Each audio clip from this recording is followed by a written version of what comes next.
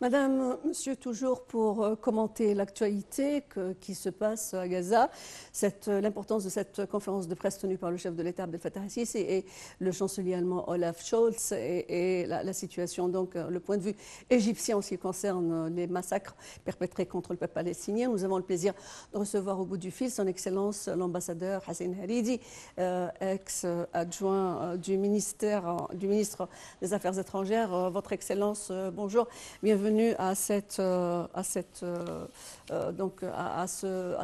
point de l'actualité qui est aujourd'hui qui nous inspire une profonde tristesse. Comment vous voyez donc la situation actuelle qui se passe à Gaza? Quelles sont les opinions affichées par la République arabe d'Égypte en matière de ce qui se passe actuellement? Bonjour Madame. Monsieur le Président Abdel Fattah el-Sisi s'est exprimé ce matin dans une conférence de presse conjointe avec le chancelier allemand Olaf Scholz. Le président Sisi a exprimé la position, pas seulement la position officielle de l'Égypte, mais il a reflété dans ses propos aujourd'hui les sentiments partagés par des millions d'Égyptiens vis-à-vis à cette agression israélienne contre la bande de Gaza. Il a aussi exprimé la position égyptienne de forte condamnation pour le bombardement de l'hôpital Baptiste à Gaza hier soir. Le président Assisi a expliqué pourquoi l'Égypte est contre ce qu'on appelle le transfert du peuple palestinien, soit de la Cisjordanie vers la Jordanie, ou soit de la bande de Gaza vers le Sinaï. Et personnellement, je suis tout à fait d'accord avec Monsieur le Président, car il a exprimé le sentiment général de la majorité des Égyptiens. Alors, Excellence, bien entendu, le crescendo de la recrudescence de la violence est imminente à Gaza. Comment vous voyez donc cette situation actuelle à Gaza et comment vous commentez cet état de fait, ces positions, que ce soit du côté américain, le président américain Joe Biden, et aussi comment vous qualifiez le consensus européen qui accepte ces exactions, ces déplacements forcés qui sont définis par la loi internationale comme étant un crime de guerre, ce silence international, comment vous le voyez? Les positions jusqu'à maintenant exprimées soit par le président américain Joe Biden, soit par le Premier ministre britannique, soit par M. Macron, le président français, soit par le chancelier allemand, ils ont exprimé, ils ont reflété une banqueroute morale totale de l'Occident. Une mort morale. Pardon? Ah, oui. Pardon? Une mort morale, vous dites. Banqueroute, oui, une banqueroute morale totale de l'Occident vis-à-vis le monde arabe et vis-à-vis les musulmans. Car ces chefs d'État qui condamnent ce qu'on appelle l'islamophobie, eux-mêmes ont exprimé cette islamophobie contre les peuples arabes et les peuples musulmans. Alors maintenant, et comme le ministère des Affaires étrangères russe a déclaré hier, ce qui se passe à Gaza dépasse la région, dépasse le Moyen-Orient et se propage dans tout le monde. Et c'est vrai, maintenant la confrontation n'est plus entre Israël et Hamas, la confrontation est entre l'Occident d'un côté et le monde arabe et le monde musulman d'un autre côté. Oui, alors, Excellence, nous voyons donc une situation désastreuse à Gaza, je veux dire, extermination, épuration technique, déplacement forcé, crimes de guerre perpétrés par l'État hébreu, mais aussi sous le regard, mais aussi avec le feu vert de cet Occident.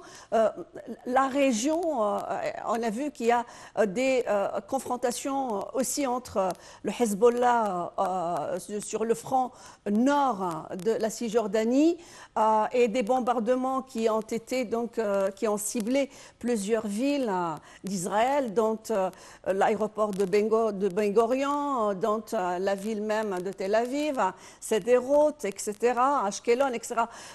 Comment vous voyez le futur de cette confrontation?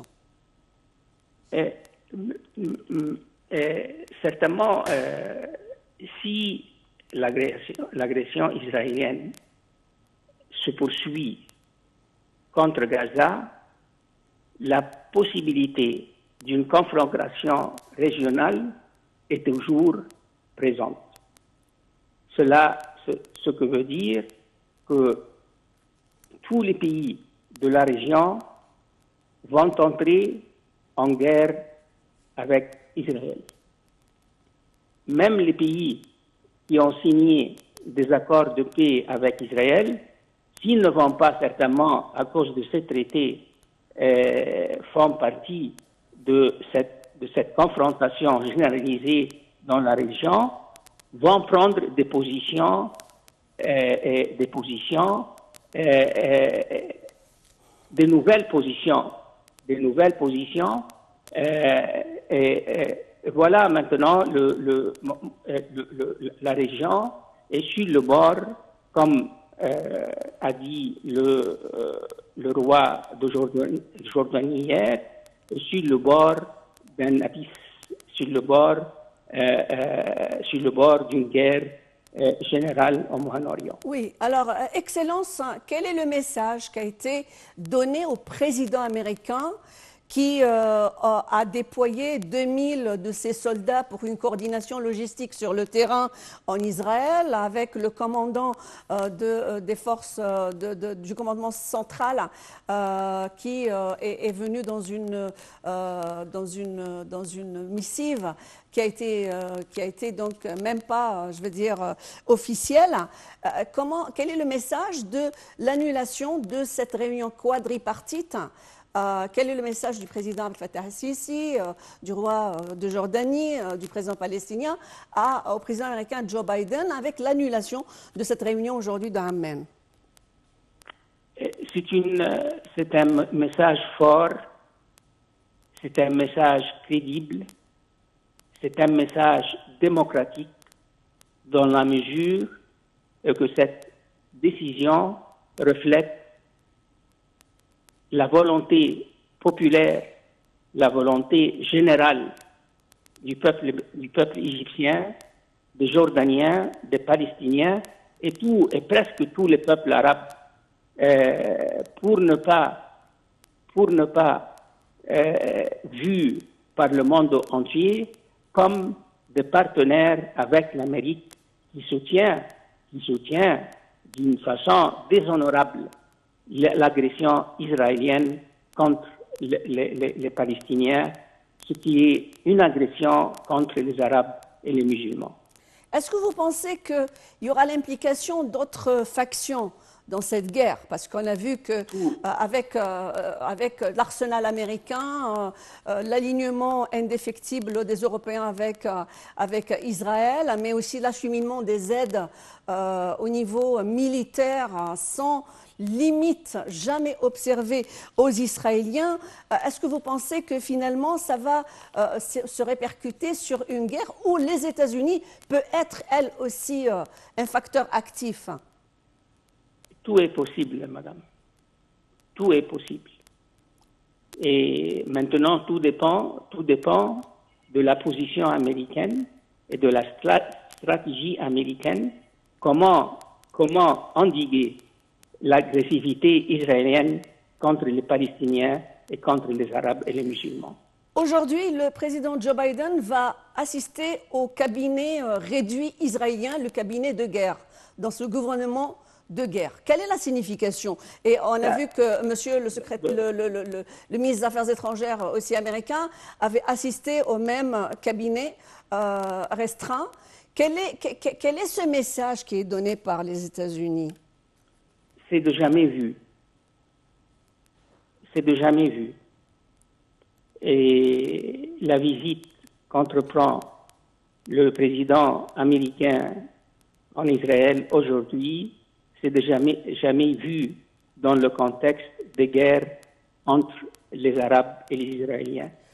Même en octobre 1973, l'ancien président Richard Nixon n'était pas venu à Israël pour exprimer son soutien, malgré le fait que le pont maritime et aérien de l'assistance de l'aide militaire américaine à Israël dans le temps s'est élevé à 55 milliards de dollars en 1973.